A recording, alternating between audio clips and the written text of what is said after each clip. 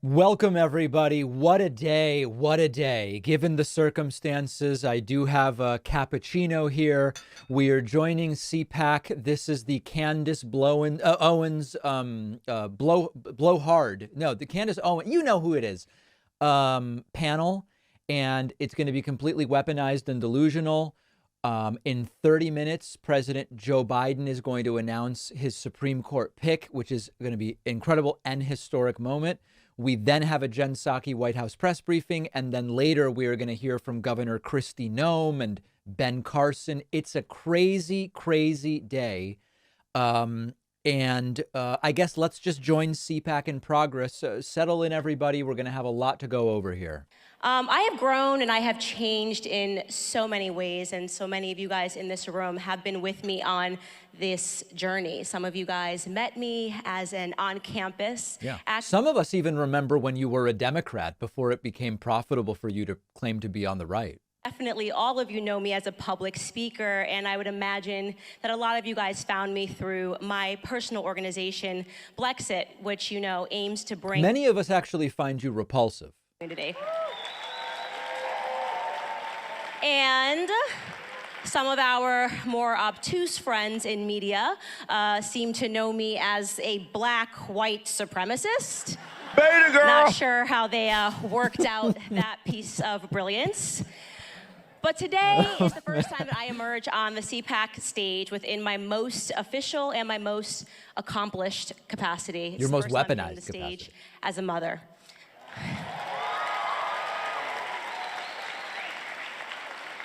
Not just one at home, but also we've got one on the way. And thank you. Beta! And I can say that this time, as I stand on this stage, I have never been more certain about who I am and what my purpose is in this world. So on the topic of motherhood, I wanted to tell you guys something that I learned about 5 years ago, which really shocked me. Ready? So in the wild, far from the flowery depictions that you see of PETA, where the animals are loving each other and hugging all the time, and the only thing that happens bad in the wild happens because of awful human beings. This is weird. In the wild, male bears actually kill their cubs. So the reason that hunters will seek out male bears and hunt them is because they're trying to preserve the bear population in certain areas. And let me explain that, because it's a weird thing to Sometimes bears kill their cubs, but obviously if bears killed every cub, there'd be no bears. They're also committing cannibalism sometimes. They actually will eat their cubs. So the question is why? Well, similar to the human species, when female bears give birth and are nursing their cubs, they cannot go into heat. But, and this is what the papa bears have worked out, if a nursing mother loses her cubs, the lactation will stop and she will once again... You'd be shocked, but this is just actually, she's actually leading up to something about Ukraine. It's meandering. ...their cubs for sex, really, is what it comes down to. Right. Savage, to say the least. But there's something else that I'm getting at, and there is something that is amazing. Tell us what it is, because I can't tell. That I learned, and it's that when the male bear does attack, the mama bear fights back with everything in her to protect her offspring, and most times that is a fight to the death. That is actually where the true concept of the mama bear, which we all use colloquially today, it comes from that concept of them fighting to the death for their cubs. And as a result, those of you who live near wildlife will know this. When you see a bear cub anywhere, no matter how cute and cuddly it looks, you do not go near it, right? Because you know somewhere nearby, mama bear is lurking and she will take no prisoners. Now, I share this with you because lately I've been left wondering what our human world might look like if we all drew inspiration from such a notion, a world where even seeing a child signaled a respectable threat and a retreat from would-be predators. To the school boards. She's talking like you would to a room of first graders, but I guess it's mostly adults who are there. Okay, once the panel starts, we'll get back to it. I'm finding this particular speech completely cringeworthy. Mikey says in the Bible, bears also killed children for mocking a prophet's big ears. I'm not sure I know what that means. We may never get to the point. I want to say thank you to Hammerwerfer as well as Frank Bobby, and a pet giraffe for the Twitch Prime subscriptions. Appreciate it, guys. We've been streaming every single day, and it's so great to have you here. Also want to say thanks to David West, who just grabbed a membership on my website and is number 5 today. Because CPAC is going on, you can use the coupon code CPAC Trash to get a discount. And first person to use the code CPAC Trash today, I'll send you a free item from my online store. Now, it is not... There's something for everyone today. We're going to have the Weaponized Delusions of Candace Owens in a soon-to-start panel. At the top of the hour, Joe Biden has decided who will be the next Supreme Court justice. It is Judge Jackson, and he will be introducing her. She will be speaking at the top of the hour. It's going to be a great event, and I look forward to covering it. Next hour, White House Press Secretary Jen Psaki will be doing another press briefing, and we are continuing to monitor the situation in Ukraine and Russia. We have some video from on the ground. We are monitoring also the view in Kyiv and a whole bunch of different things. I have so many different things to talk about with you guys, so I'm really glad that you're here. One quick note, I want to send a very extra double special thank you to our viewers on Twitch. We have had the best 4-day period, as you can see here on Twitch, that we've had in months. Twitch has been really stagnant, sort of like one of those standing pools of water filled with mosquitoes, and it gets clogged, as you know, and it hasn't been good. Things are flowing a little more freely now on Twitch, and we've had a very, very nice 4-day streak on Twitch of growing our following there. So I really appreciate that and want to thank everybody who's been watching on Twitch. As a programming reminder, we will be here for a few hours covering all of these different things today. Tomorrow, I will be back with you at 6 p.m. Eastern for Donald Trump's keynote at CPAC. I'm expecting it to be extremely corrosive and filled with disinformation. That'll be 6 p.m. Eastern tomorrow. And then Tuesday, I hope nobody will miss Joe Biden's State of the Union address, where there may be major statements made about COVID. There may be major statements made about Russia, Ukraine, inflation, supply chain, gas prices, new initiatives, a lot of different things.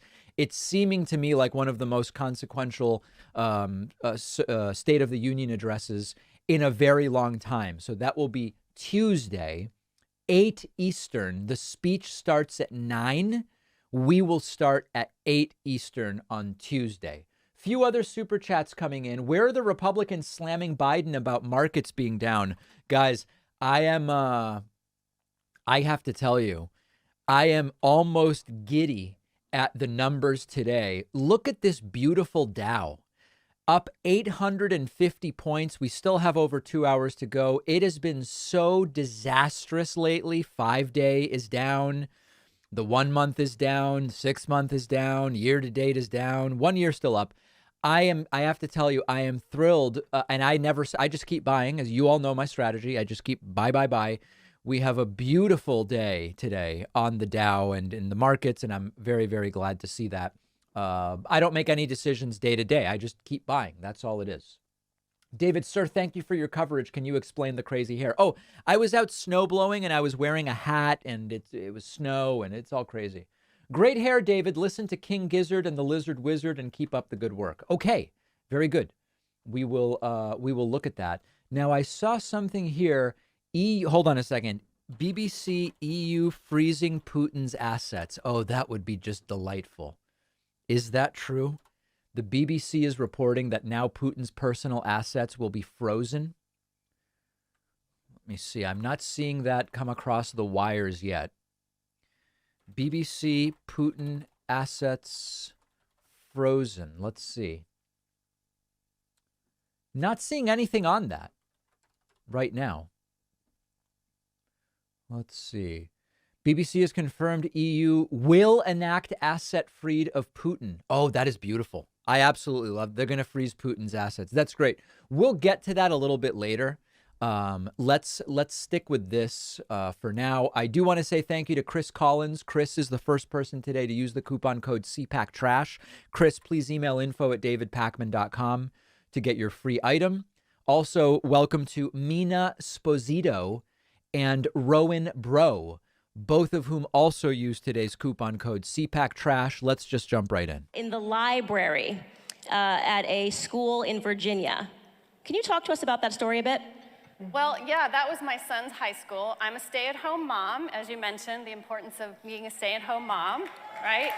And Radical thank you. homeschooling, guys. It's the way to indoctrinate. Radical homeschooling. System in foreign private school, and I had seen a couple of stories on the news about some parents taking these pornographic books that they had found in their children's, coming home in their backpacks or whatever. And Yeah, like the Bible. is that a thing now? Is that something I should be worried about? And should I be looking at what's going on at the high school? And I looked the books up, and they were there. And so I took them to my school board meeting, and I showed the images, and I read them out loud to my school board. And I took the books and I said, cut it out. Not like that the books were there, or did they not like that you had discovered that the books were there? they didn't care that the books were there. They Right. didn't like that I brought it to the public's attention. And They didn't like that you were making a big deal out of books. duty to do that as a parent because I'm a Christian. Right. Right. This is something that, this shouldn't be going on in our schools. We actually have obscenity laws in the This being what? Reading? as them, and you cannot present this type of material to children. It's actually listed on the American Bar Association's website as grooming. You cannot show sexual images to children under the guise of even education. So That's meant to apply to very specific situations, not to classroom lessons in front of a group of 20 kids. That's the dumbest thing I've maybe ever heard on this issue. Ted, you represent North Carolina. Is that District 15? Is that correct? District 13, yeah. 13. It's my lucky number. I want to ask you a question because we're seeing so many parents that are concerned and showing up to school board meetings. The school board meetings are angry that parents are asking questions, and it's very clear that we've ceded control to them. Particularly when it comes to COVID, there was a lot of concern. We know the science is in. Children are not at risk, more at risk certainly than the adults who are allowed to roam around freely without a mask in society. What's going on at the government level? Well, what we're seeing is more engagement than ever from parents. Pretty much school boards for a long time, people were not engaged. They would look to their federal races, the state Senate, the U.S. Senate, the state House. Now we've got people showing up to school boards and throwing tantrums like they're children. It's a great thing we've got going, huh? Their school boards. So this is fantastic. But from the U.S. House, we're seeing legislation that recognizes, as conservatives, that we're seeing more psychological damage to these children. We're seeing more. You know what's damaging to kids? Seeing mom on the news throwing a temper tantrum in front of all your teachers. And down. We're seeing a 25% increase of children that are 5 to 11 that are causing self-harm and having clinical depression. This is very, very wrong. I mean, it's destructive to our children. We don't know how long this is going to last. So we've got bills that we're supporting from Representative Mark Green, from Dan Bishop, and from others that say, let's take these masks off. Let's not fund these schools that are keeping kids home and not allowing them back into the classroom. So look, we've got a lot of things, but we got to win. We got to get back to the majority, and we got to take that gavel back from Nancy Pelosi. Absolutely. Yeah. It's funny how he's like, it's really all about school boards. It's not about national politics anymore. But what we really have to do to fix this is like take the speakership back from Pelosi. I thought you just said it didn't matter anymore. Damage. You have used your platform to really speak out, particularly about women's issues and this battle that we're seeing, the trans agenda in the classroom, trying to teach children to pick their genders. Talk about what is actually happening and why it's so important for you. They want you to believe that someone's going, kids, today you're going to pick. Do you want to be a boy or do you want to be a girl? Today everybody will sign up for one or the other. Give me a break, guys. He sent out an order to all public schools stating that if a teacher or a student says that there's two genders, that they're guilty of harassment. Today everybody picks a desk. Tomorrow everybody picks a gender. Discipline. So I went at it with him and asked him, how many genders are there? He tried to deflect from my question, and I went after him, and he finally said to me, I won't answer your question. Wow. So, they're openly hostile to our American values, and it's time to... Is transphobia an American value? I guess to these people it is. ...than ever, now that regular people like me, a grandma, parents, truck drivers, pilots, they're Pilots. aggressively hostile, but if you mess with our kids, you're going to see hostility, I mean, in a new way. Great. And I'll toss this to both of you guys, since you're working in government. It seems like it's worse than hostility. To me, this seems like active child abuse, right? When you're purposefully teaching children the wrong. So let me interject here. I mean, it's like this is all pablum and it's just worthless trash. One of the really important takeaways we need to get from this is, as dumb as these people are, as non-issues as these topics are, as ignorant as everything going on is, they are so better organized than we are. They are all there. They've paid to be there. They're listening. They're taking direction. They're getting behind these issues. They're terrible issues to get behind, but they are so much more organized than we are, and they fund this stuff. They pay, and kids go down to this, teenagers, college kids, they go down. They invest in this. And this is why the country keeps moving left. You ask people, what's your view on abortion? The country's as left as ever. You ask people, what's your view on some basic level of health care for everybody? The country's as left as ever. And yet they keep winning, partially because of gerrymandering, but partially because they are so much better organized. They're going to leave this inspired and ready to go do all this stuff at the school board meetings and all these different places. And they are a team that to some degree is functioning. There's a bit of a civil war, the pro-Trump, anti-Trump thing, and that's sort of separate, and we'll talk about that tomorrow. But we should laugh off the substance. But the fact that this is going on and that they're so engaged, this is partially why they're winning. This is partially why they're winning. The left doesn't do this stuff. Time to today. Yeah, Candace, thank you for the question. I grew up in Los Angeles, California. I live in New York City, but I spent the first 18 years of my life in Los Angeles. I went to 6th Avenue Elementary School, which is probably about 95% black, as you said, in the 60s and 70s, that general era. And we used to start class with the Pledge of Allegiance. We learned our history. We learned that George Washington was a good man who founded our country. Abraham Lincoln emancipated the slaves. It was a great country. We're proud of it. And we celebrated things like, 4th of July is coming. Isn't that great? Before we had President's Day, we had George Washington's birthday and Abraham Lincoln's birthday, which we celebrated. And in this 95% black school, we did things like learn how good the country is. We actually had lessons where we learned how to write. We learned how to do math. We didn't spend any time talking about gender. That didn't come up until sex ed in junior high or high school. And the stuff that's going on now that I hear about is just completely alien. It seems like it's dropped out of another planet. Right. And now kids spend a lot of time learning how to hate themselves, hate people of other races. We'll talk about critical race theory in a bit. And it's a totally different agenda, and it doesn't seem to be about learning skills so you can succeed as an American citizen, but learning how to hate your country. And I heard the word child abuse. I describe the current government school system as a system of institutionalized child abuse, and I think that's charitable to put it that way. And on the topic of race, I always say that it seems Unbelievable people, huh? progressive, that it's become regressive, right? So they said, we've got to break away from Black Americans being systematically deemed underprivileged. So what we're going to do now is we've gone so forward, we're going to tell them that systematically they're underprivileged and that white people will forever be privileged.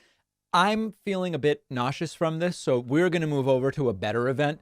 We are going to move over to the announcement that Judge Ketanji Brown Jackson is President Joe Biden's nominee to become the 116th Associate Justice of the U.S. Supreme Court, the first black woman who would be on the court if confirmed. And we'll get back to CPAC. Okay, so don't, there's going to be a bit of something for everybody.